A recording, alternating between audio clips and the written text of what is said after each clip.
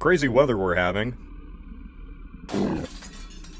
Sharks. Tornadoes. Two things that, if you didn't know, often don't pair together. But one day somebody had the brilliant idea that maybe they should be. And that's how we got Sharknado, a sci-fi original movie about the goofiest disaster ever, made with the budget of a Nostalgia Critic skit. When this movie released, it took the world by storm. Everyone had a good laugh at the concept, a hearty chuckle at the bad acting. Go away! Take your little stupid friend and bad leave! The amateur filmmaking, and terrible special effects. Everyone laughed from their high horses, and then collectively, as a society, we moved on. Wait, they made how many sequels? Hi, Shark Week ended a bit ago, and I've been learning all about our cuddly cartilage friends. I even had one of those Sonic Shark slushies, because I'm a brainless consumer. After those 7 days of nautical nonsense came to an end, I still wasn't satisfied. I wanted more Shark Week, but Discovery was too busy doing more important things, like suffocating HBO Max with a pillow. I needed more shark content, and like a junkie pulling tricks in an alley, I did something desperate to get my fix. I remembered that Sharknado existed. You see, I've never seen the Sharknado series before. I saw the first movie once when it came out, thought it was funny, and then never saw another one again. Until now. Because although I stopped paying attention, they apparently made a sequel, and then another, and another, totaling to a final number of 6 movies, all about sharks getting tossed around by twisters. So of course I had to watch every one of them and talk about them in a single video. Why? Because I thought it'd be funny. The movie that started it all. The new hope, if you will, to the Sharknado saga. And I can truly say that it is Sharknado. Our tale begins on a ship. This is Captain Carlos Santiago. He's smuggling shark fins to this guy. And man, isn't it tense. 1 million for the entire take. Suddenly, sharks start raining from the sky. I'm guessing this commotion was enough to have this guy call off the deal, because he suddenly starts shooting at Santiago, even though they're in a storm. Now, I'm no sailor, but in my amateur opinion, probably not the best idea to shoot the captain if you don't know how to sail a boat. It's not like any of this matters because he's gobbled up anyway. In fact, everyone dies. Even Captain Santiago. So like, what was the point of this then? It has nothing to do with the rest of the movie outside of the sharks. I do believe we have a deal. Why was the scene so tense? Who was this guy working for? I have absolutely no clue. None of this is ever brought up again. It's a sunny day in LA, and we finally meet our main characters. This is Finn. Yes, that's his name. He's a surfer and bar owner. Nova is a waitress who has a mysterious scar. I wonder what ever could have caused that. A crocodile? A jellyfish? And to top off this cast, we have John Hurd, who you might remember as the dad from Home Alone. His name is George. George's only character trait is that he's a drunk and always perving on Nova. There's the beautiful Nova there, whom I plan to marry soon. Ha ha ha! Classic George. I hate George. I'm glad he dies. It's kind of a weird recurring theme how all 3 of these older men clearly want to bang this girl. Anyway, back to the funny sharks. A hurricane is coming to the LA coast, and nobody is really worried. Like everyone is just enjoying the beach on this very clearly sunny California day. Turns out the hurricane pushed all of the sharks towards the coast. Despite standing in like 6 inches of water, this guy just gets devoured by a great white. And then another, dear God, it's just absolute carnage. So this is our first introduction to how sharks work in the world of Sharknado. Most shark attacks are because they think people are just seals. Even by watching Shark Week, you can see these sharks have no interest in divers. It's the easiest meal in the world, and they just don't care. But in Sharknado, they have nothing but malicious intent. If you are even close to a body of water, if you have a single splash of H2O on you, a shark will find you and end you. Except for when Finn is involved. The shark is right there, just doesn't do anything. After that horrific carnage, the gang goes back to the bar. It's all fine and dandy. They're casually hanging out, until somebody realizes, oh yeah, a hurricane is coming. It was so sunny in the establishing shot, how did it come to this? The funny thing about hurricanes is that you usually get like a warning when they're coming. They don't just pop out as a surprise, but they do here. Storms will just appear and disappear at random, even between shots. Most of the time you can't tell there's a storm at all, because they very clearly film this during the sunniest day possible. My only explanation for any of this is that just like the sharks, the weather only exists to kill you. The bar is destroyed and our heroes make it their mission to go save Finn's ex-wife, who despite knowing there is a hurricane coming and that many people have already died, just kinda shrugs it off. What are you talking about? We're 100 miles from the ocean. You're exactly 6.6 miles from the ocean. Like, it's okay. They're fine. I mean, she's probably right. In the aftermath, there's not a single storm in sight. Hey look, traffic wasn't even affected. This is how things are for most of the movie. It's treated like this is some apocalyptic event, but of course they don't have the budget to do that, so the background is just a normal Tuesday afternoon. Mom always told me Hollywood would kill me. Most of the film is our gang running into a group of people, those people getting horrifically killed in some way, more often than not, due to a shark. Out of all of these, my favorite interaction is when they go by these cars that are stopped in a tunnel for absolutely no reason. Get back in your car. It's not safe out here. It's just a little water. Typical Californians afraid of the rain. Like, yeah, stupid Californians complaining about a little water, not unlike me, who sees thousands daily claimed by the Hudson River. After finally reaching his ex-wife April's house, Finn runs into her boyfriend, who starts off as an asshole, but over time I'm sure they'll band together for the sake of the group. Oh wait, he dies immediately? It's impossible. Oh, okay, that's cool too. I don't know why, but I expected him to be a bigger character for some reason. Every time it rains in LA, everyone swears it's the storm of the century. And even if it is, Beverly Hills emergency services are second to none. So maybe he was just too dumb to stay alive. Many characters, in fact, just die. So many are built up and then just get ate by a shark. It starts feeling like Game of Thrones. Nobody's safe. Not even George R.R. Martin. Oh wait, that's later. At any moment, a shark can just fall from the sky. And that's it. Sorry, buddy. I should wrap this up. We got like 5 more of these. The hurricane starts spawning multiple Sharknadoes. This image really doesn't get old. This image gets incredibly old. There's so much going on, from the shoddy effects to nothing else getting blown over. All there is flying in the sky is sharks. Just sharks. And by my calculations, I'd say a few of these are 4 stories tall. With the gang all together and united, they come up with their ultimate plan. No, it's not to escape. Shut up. They're going to slap Mother Nature in the face. It's time to blow up the Sharknado. Grab a chainsaw, a gun, and a few bombs, and you're ready to take on an F-5 in a chopper. Yeah, their plan is to fly a helicopter, one of the most flimsy aircraft which crashes at the slightest imbalance, into a tornado. And it works, barely an inconvenience. When it comes to a Sharknado, the only thing to worry about is the sharks. So there you go. Sharknado ends with our gang blowing up the Sharknado. Sure glad that situation is over and in no way can be replicated again. Sharknado 2 is Smash Bros. For B-list celebrities. We all know the original was a phenomenon when it came out. This was the general public's first real exposure to so bad it's good films, other than like The Room. Hi, doggy. The nation had Sharknado fever, baby, and there was no way this joke would be ran into the ground. When the second movie came around, you could tell many celebs just wanted to show up to take part in the shark shenanigans. I don't even know if any of them got paid. Maybe they did. I didn't care to research it. In the original, LA was destroyed. So where to put the sequel?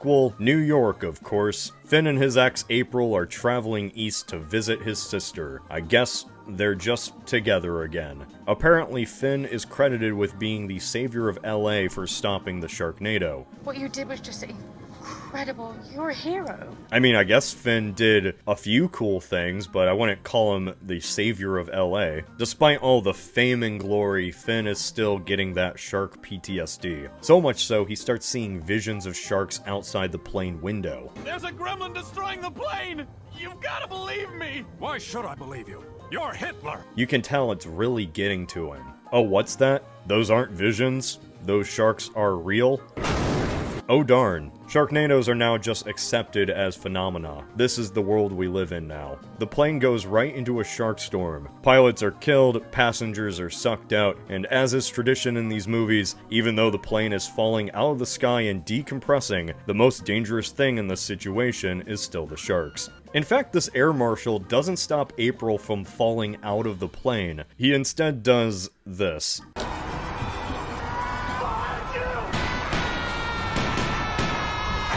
Ah yes, the shark was the most urgent matter to attend to. Finn single-handedly lands a 747. Another happy landing. He gives interviews with the police, and then his wife is taken to the hospital, in that order, which I found absolutely hilarious. What do you know, another hurricane has arrived. Somehow, there is a massive Arctic blast coming in from the north, and a hurricane coming in from the south. A hurricane that, according to this world, did just suddenly form out of nowhere. I was originally joking that weather just appears and disappears in this world, but that's just the lore now. Storms will form out of nothing, and they will bring sharks, but a little hurricane is nothing to stop the Mets. Mets, baby, love the Mets. All right, baby, let's go get a home run, baby, love the Mets. As while this threat is in the distance, baseball just keeps on going. Finn runs into his ex, Vivica Fox, and apparently she is now the other love interest for Finn. Like half of their dynamic is just talking about why their old relationship failed. She's fine for the most part, other than when she kisses an underage minor. Imagine if a middle-aged man kissed a girl like that. Things are going great until the sharks arrive. Man, that must have been a really bad cold front. Those trees have no leaves at all. It almost looks like winter. As most sequels are, this is just the first movie but in a different location. Although, there are some key major differences. For one, Finn himself. Finn in the original was just kind of a guy. Like, he used a chainsaw, sure, but for the most part, he was just the guy with ideas. In the sequel, they took this standard dad and made him a super shark-slaying god.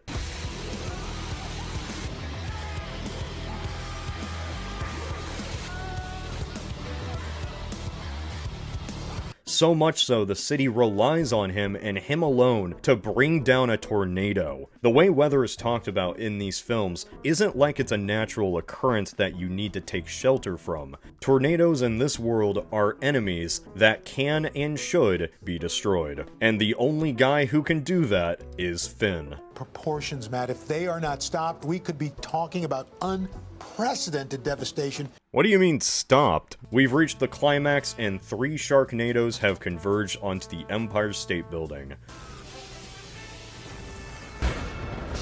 By the end, the tornado is blown up, Vivica Fox is just torn in half, and it's never talked about again. Our hero successfully wrangles a shark in midair and makes a safe landing. Don't say it. Jump the shark. But sharks are still falling to the streets below. So what are the people of New York to do? Brutally massacre them, of course. The end of this film can only be described as just a slaughter of sea life. I love that even though these sharks are falling and certainly not surviving these landings, everyone's first thought is to go to their vehicles, collect various weapons, and massacre the fish in midair. I get that these are monster sharks that kill for the fun of it, but I can't help but think about how hilarious it would be if these were regular sharks. Like, what if these were just innocent sea animals that didn't ask to be picked up by a freak storm, and now the occupants of the Big Apple are all happily butchering them on the streets? Hell, even the news takes part. This is only the second most vile thing Matt Lauer has done. Sharknado 2 is a far more competent film that leans into the goofiness that is mass shark mayhem. But there are just so many celebrity cameos that it genuinely brings this movie down. Like, I get a lot of people like the original, but it gets to a point that you dread what next familiar face is gonna show up. It's like a jump scare. You think you're watching a movie and then suddenly, Jared from Subway. You should really be eating fresh too, you know.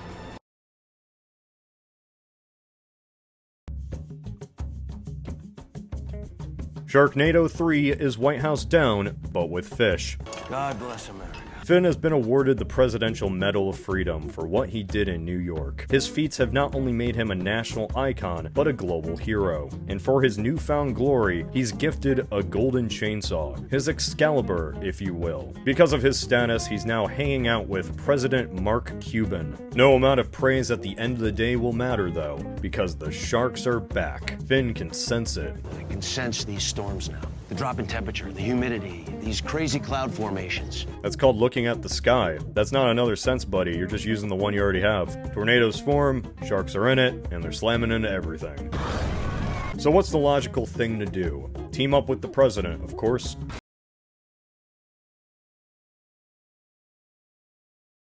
Mark Cuban are just posing for the camera, pot-shotting aquatic life that's falling into the White House. Turns out the storm this time is bigger than just DC. It's the size of the entire East Coast. Jump the shark. From Maine to Florida. Speaking of Florida, that's where we're going to spend most of our time for the next hour. And when I mean Florida, I actually mean Universal Studios in Orlando. You see, Finn's daughter is having a birthday, and to celebrate, the gang all goes to Universal Studios in Orlando. And that isn't a joke, there is just a solid 2-minute montage of all the attractions you can see at Universal Studios. Islands of Adventure. Live the adventure. Am I saying Universal Studios too much? It's okay, they do too. I don't know, maybe I'm just jealous they get to ride the Fast and Furious ride, and I can't. One thing I love about this series is with each movie, the product placement just gets worse. They wear their sponsors on their sleeve. Slapped it right on like a race car. Which are also at Universal Studios, which the gang steals. The pants of Jared Fogle of Subway. By eating fresh at Subway, I'm making better habits. My pants! I want to also mention that our nation's capital gets destroyed, while Hollywood Rip Ride Rocket remains standing firm. Sharknado 3 has the strangest hodgepodge of characters I have ever seen in a film. Neo, Penn and Teller, the entire crew from Today, and Coulter as the vice president, and yes, she does surf down a flight of stairs, and what star-studded cast would ever be complete without Anthony Weiner, former United States representative and convicted sex offender. What I'm saying here is I wouldn't have this roster any other way, and I hope it only gets more chaotic. Anyway, Finn has to make his way down south to save his wife and kids. On the way, he runs into a mysterious figure. Who could it be? Nova? What a blast from the past. And just like Finn, she's changed, going from an average waitress to Sarah Connor against all of Sharkkind. And Frankie Muniz is here too, but he doesn't last long. The basic rule is if a celebrity has a cameo, they're gonna die horrifically to a shark. That's just the rules, I don't make it. They take a jet, because both can fly a jet now, taking down a Sharknado and saving a game of NASCAR along the way. After landing at Universal and reuniting with family, Finn and the gang successfully survive and fight off the Sharknadoes before getting stuck within that giant globe thing. It was quite the journey, but they've lived to save another day, and Sharknado 3 comes to an end.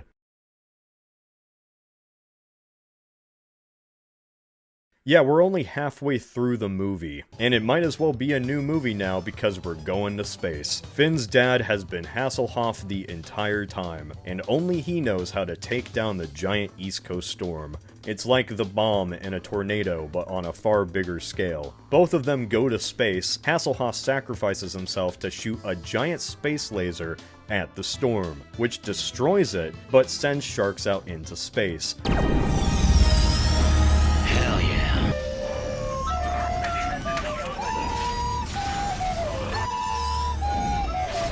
So the space sharks destroy the shuttle because of course they do, and the only option our heroes have left is to hide inside one and ride it all the way back down to Earth. You mind telling me what you're doing on that ship?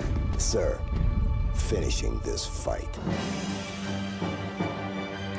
Upon landing, this happens.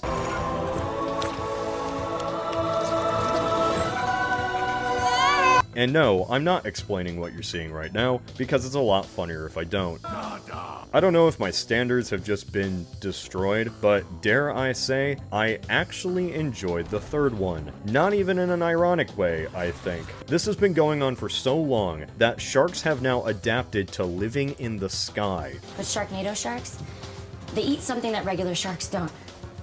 birds. They eat birds now. These people are straight up at war with nature. By this point, maybe bombs would work. How do we know? Has anyone ever tried to blow up a tornado? I've never seen it. I'm 3 movies in and I'm forgetting what science is.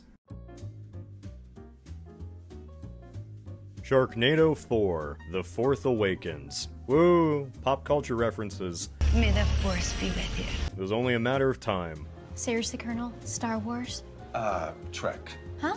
It's been 5 years since the last shark attack, thanks to this universe's equivalent of SpaceX developing 5G towers called astropods. Astropods can destroy Sharknados. Just like Yu-Gi-Oh!, society has now entirely shifted around this minor thing, and the Kaiba of this world is Aston Reynolds. April is dead.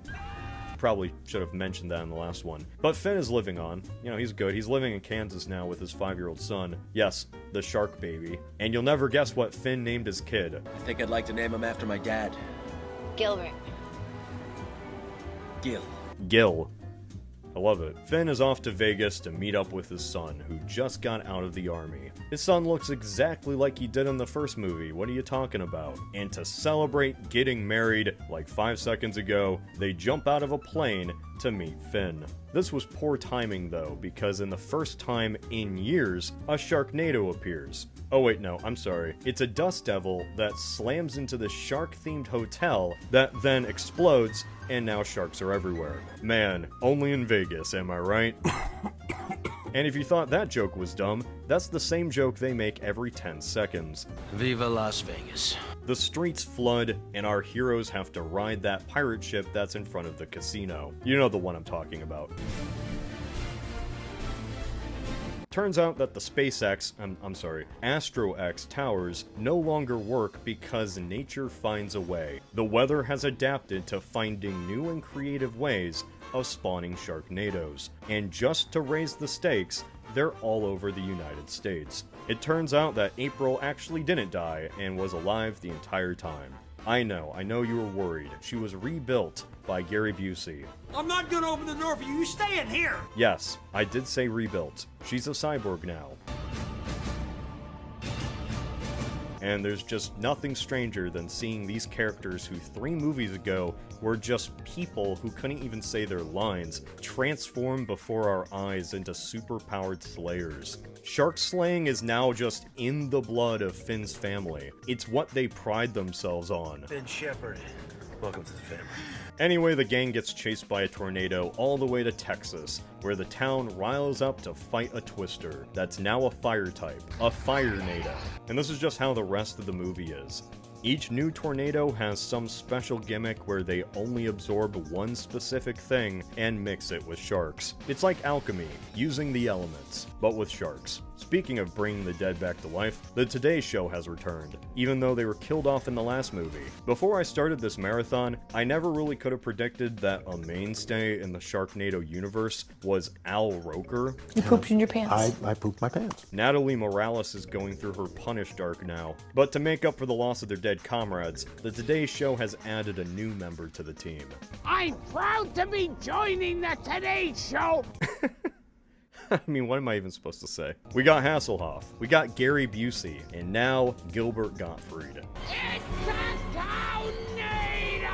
Oh, I'm sorry. Today's Show correspondent, Ron McDonald. A tornado hit a nuclear power plant in Ohio, combining into a radioactive Sharknado. The only way to bring down the spinning cancer cloud is to use a mech suit that was built and tested by Hasselhoff himself, who sadly gets ate in the finale. RIP. When watching all of these back to back, you realize a lot of people die. Like Finn's son's wife dies. Like, I get the concept is funny and all, but imagine actually living in this world. Any one of your friends and family will just die to a shark. By this point, society as a whole just hates sharks. Just kill them all. Just kill them all. Shoot. Bang. The only good Shark. is a dead Shark. Where do these sharks even keep coming from? Are there even that many sharks in the world? I don't know, but they've killed millions. Finn has a mech suit now to purge the Xenos, and his wife is Iron Man. They suck the radioactive energy out of the tornado, I guess, and that allows Astro X to blow it away. We did it, gang! We saved the day! No, it can't be. Finn can't be dead. It can't end like this. Seriously, it can't end like this. We got like 2 more movies. Don't tell me he was ate by a shark, which was then ate by a shark, which ate another shark, which got ate by a whale. Hey, that doesn't count.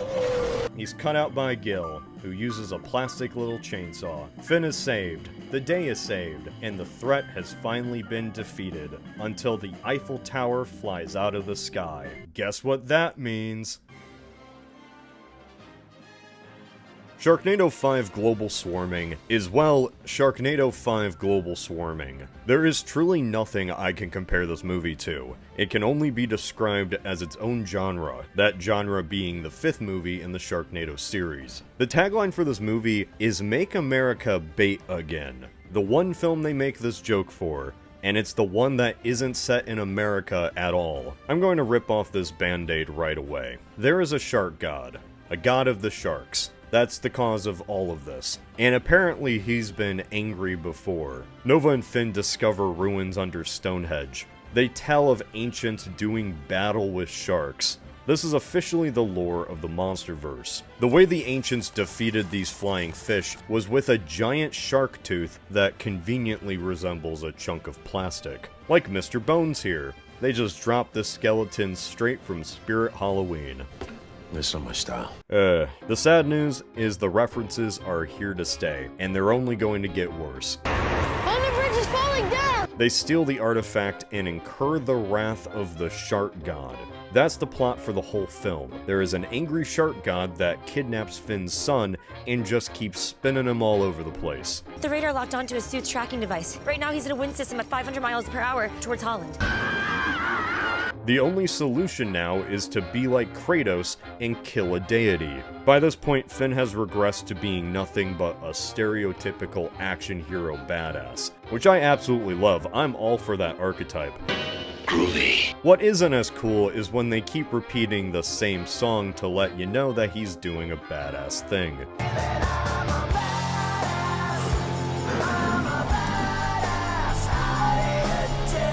Nothing cooler than that. Nova isn't even Sarah Connor anymore. She's now the elite head of a sisterhood of shark assassins. Assassins against sharks, not sharks that are assassins. I don't even know why I really explained that, because they're nothing but a group of porn models that can't act. The tornadoes are back, but now they have this purple center, which lets you know that the spinning cloud can think and is alive. It knows what it is doing, and its first form of action is to take out the queen. Alright, so if you can forgive me, I'm going to periodically break up this tale with little anecdotes along the way. There's just only so much my mind can take from retelling these films. I haven't talked about them, but the opening credits are probably the best parts of these films. Each one has a different style, and actually improves its quality with every sequel, something I can't really say about the movies themselves. So if you're an animator that worked on the credits for any of the Sharknado movies, I just want to let you know, I appreciate what you did. I hope Asylum let you out of that basement. My favorite thing about all of these intros is they use the same exact song,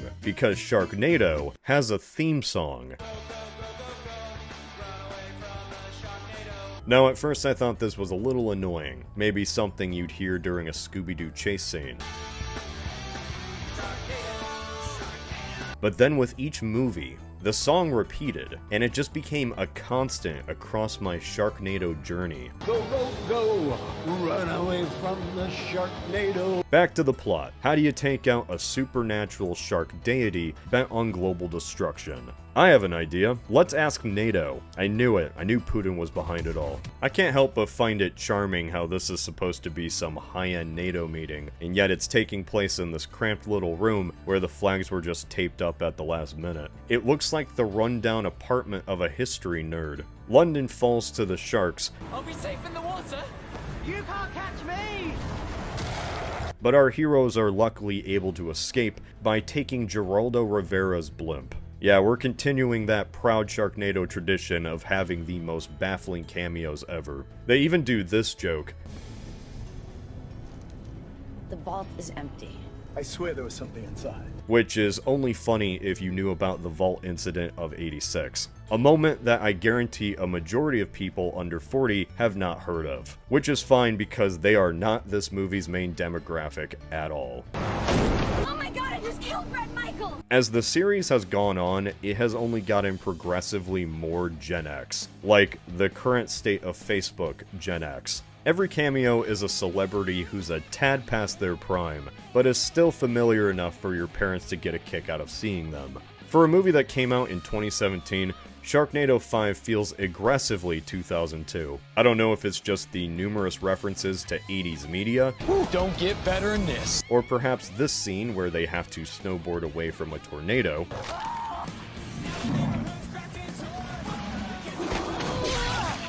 It's probably just my age, but there will be people that show up that I just have no clue who they are. It's like an inside joke that everyone gets, except you. The problem with reviewing these movies is that there's just so many little things that show up.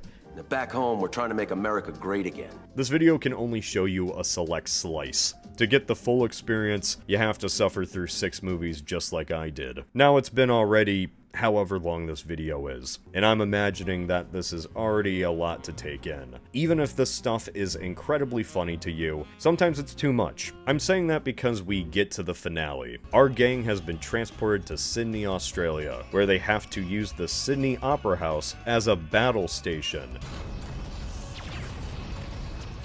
Isn't this funny? Isn't it comedic? In the end, they defeat the tornado, the day is saved, and the movie is over. Heh. Guess we're reusing jokes because that was a joke. But Cody, you say, how can this only be the halfway point? We had the Opera House transform to shoot lasers at a tornado, while Tony Hawk kickflips up its roof to unjam its shields. Call me an old fogey, but to me, that felt like a finale. By the 5th one, you really start seeing a pattern in the structure, and I'm not talking about the other recurring things like the Today Show or Xfinity. What I'm talking about is these movies having the strangest pacing I've ever seen. Most movies traditionally have a 3-act structure. This movie has a 3-act structure for the first half of the film, and then we go even further into the 4th act, where the plot half resolves itself and introduces new things for the real finale, which is even bigger and stupider, making the halfway finale look like a bitch. Here's a fun quiz. If radioactive goo gets absorbed into a pot of sharks right off the coast of Japan, what common trope or joke do you think Sharknado 5 will do? Did you say Sharkzilla? It's Sharkzilla. It was at this point in the film, while watching it with my wife, that she looked at me, said, "This is stupid," and then walked out of the room. Which is quite the shame, because she missed this girl trying to catch the Sharkzilla with a Pokeball grenade. Nova sacrifices herself to kill Godzilla. Yeah, she dies, despite some pretty minor superficial injuries. Hey, Nova, I think you just scraped your knee, like, you can get up. Oh, okay, you're dying? Alright, I'll leave you to that. As all globe-trotting adventures do, our showdown concludes in Egypt. They're supposed to, turn on this mysterious machine that can defeat the shark god. It doesn't work. Everyone dies. That's the end of Sharknado 5. The world is just now over. Is anybody out there? This is like I Am Legend, except Will Smith keeps bouncing back between Moscow and the West Coast for no reason. But wait, there's a mysterious stranger. Hi, Dad.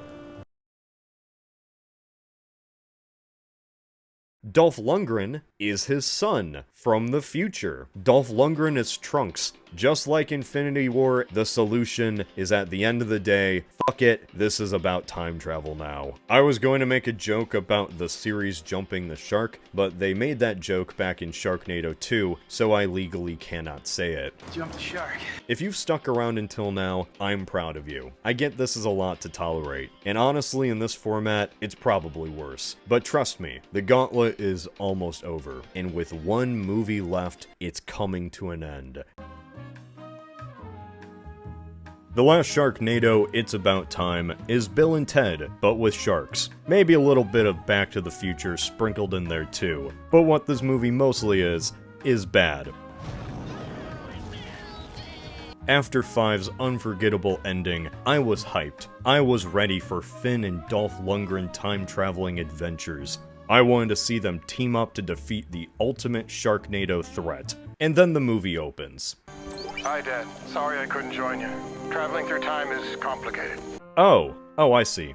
Time travel rules. Those pesky time travel rules. What a bold creative decision. Tease Dolph at the end of the last movie, and then pay it off by just not having him in the next one. They could only afford him for this one scene, and that was it. It's like if in some end credit scene Ryan Gosling showed up playing the highly anticipated character Glup Shido, and then they just never mention him again. Actually, I take that back, that would be hilarious. Finn is 65 million years in the past, so we have dinosaurs, and Megalodon. But he's not alone, as it turns out Gil went back in time and saved a lot of people who died in the last movies, bringing them to Dinosaur Island. It's just people that wanted to be in this series one more time. So we got Nova, and April, and Vivica Fox, and who could forget this guy who was at the Mets game in Sharknado 2. He's so funny, he doesn't get annoying at all. Is there any place to get a taco around here or anything? Using future tech shenanigans, Finn can only travel forward in time after hitting a certain speed. Can you guess what that speed is?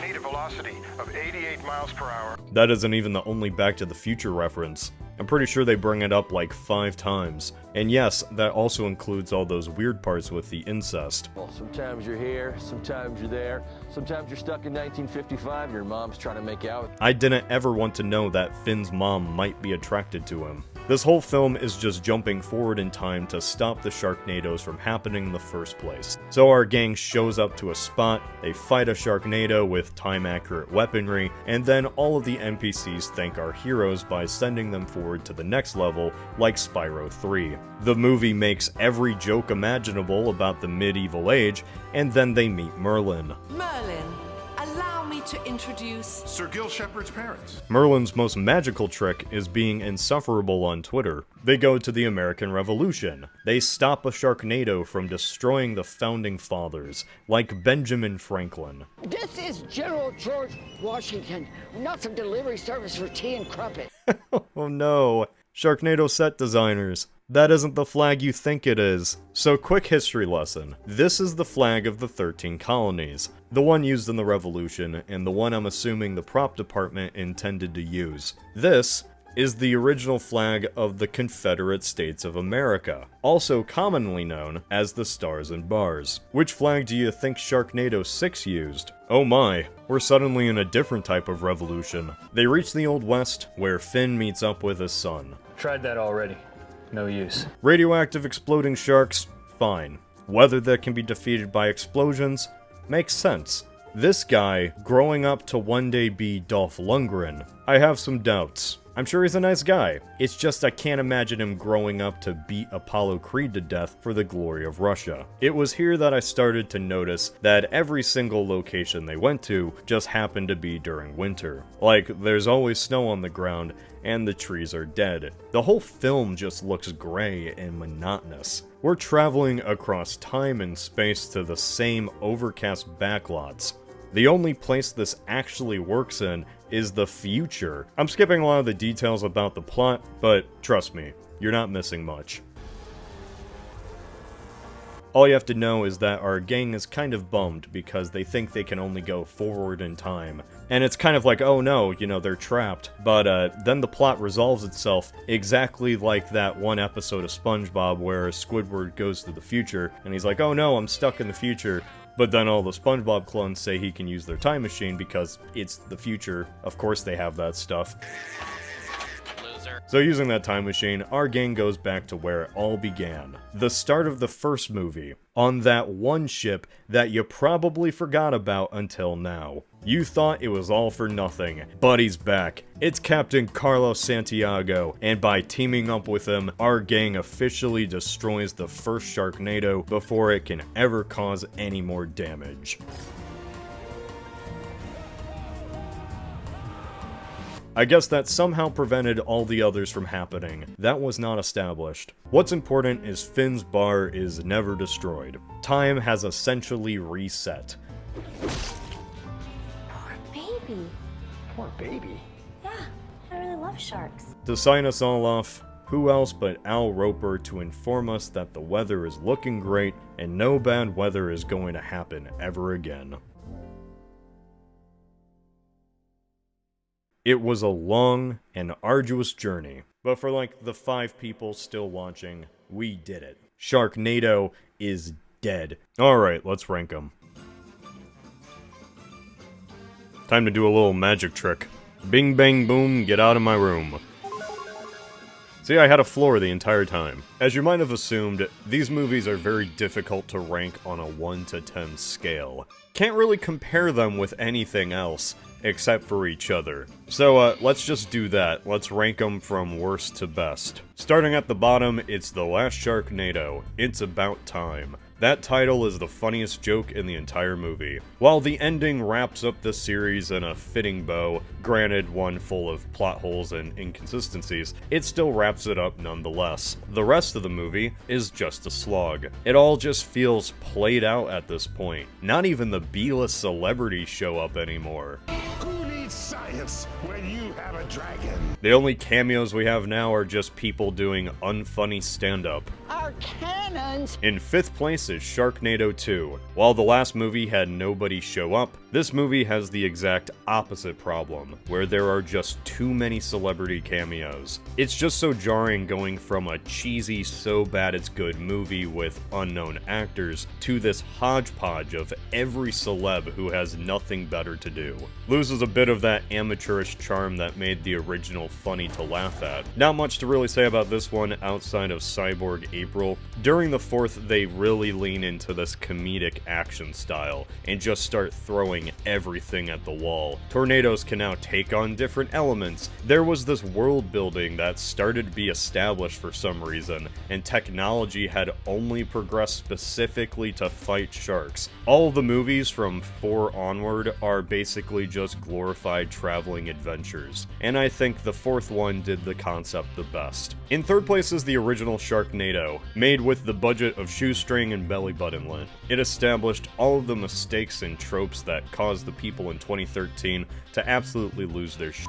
The comedy from this is all because of how unintentionally funny it is. In runner-up is Sharknado 3, Oh Hell No.